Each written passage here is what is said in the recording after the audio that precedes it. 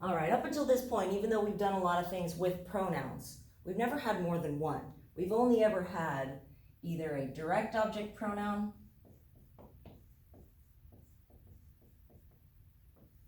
an indirect object pronoun, or a reflexive pronoun.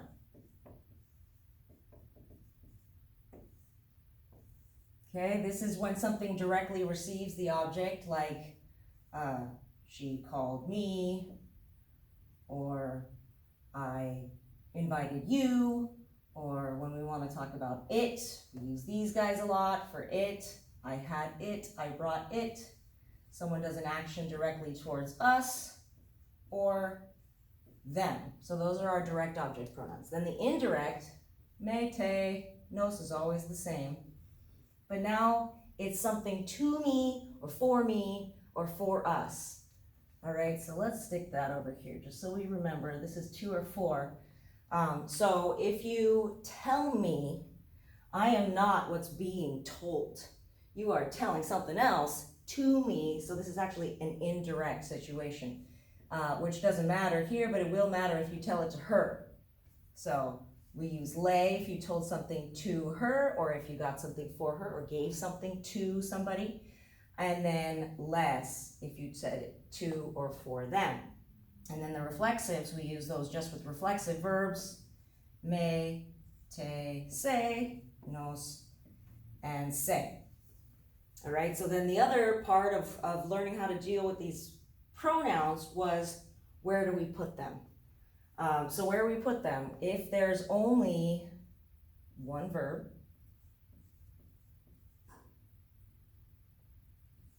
one conjugated verb, then it has to go in front. We're pretty good at that.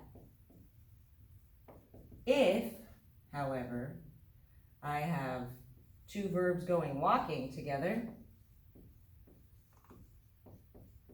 with an ing, ando, yendo, or an infinitive situation, like I'm going to do that thing, then I have options. I can go before first verb or attached to second verb. Okay, remembering with our ing that we might need to bam an accent on there. But those are where we're going to put the pronouns. Now we also had to deal with commands. So with affirmative commands,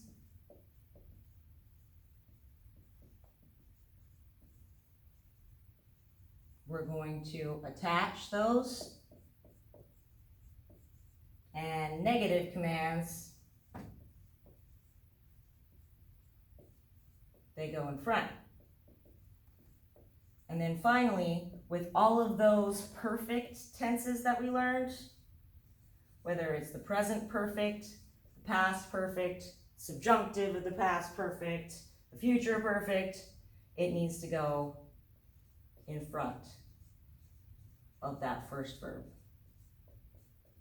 Okay, so those are the placements that we've learned for all of our different direct, indirect, and reflexive pronouns. So I'm assuming that we already understand all of this. But then we get to where we have two. When we have both pronouns in a situation, then we need to know where to put them. So what my Spanish teacher always used to say was io, dio, verbo. Okay? So that's going to always be our pattern. We're going to have the indirect first, then the direct object, and then the verb. So if she says it to me. So I've got it is the direct object. To me, I'm the indirect object. So first, I'll put that as she, but then I got to put the indirect object first. So ella may, now the direct object, lo, and then the verb, dice. She says it to me.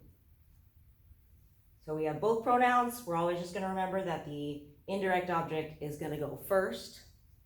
And that's going to be the same with the reflexive. Reflexive is going to go first too. Whether it's indirect or reflexive, that goes in front.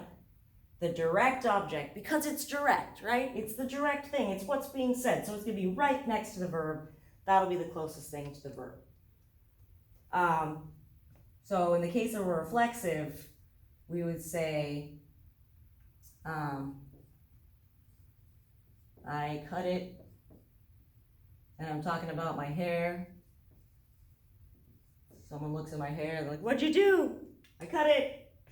So first I'm gonna need my reflexive pronoun. So yo, me. Then the direct object, which is my hair, so it'll be lo, and then the verb, me lo corté. I cut it off of myself.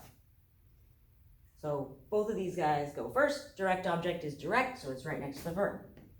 So far, so good. Here's the one funky thing that we need to be very careful of. I'm gonna put a nice little circle around this stuff.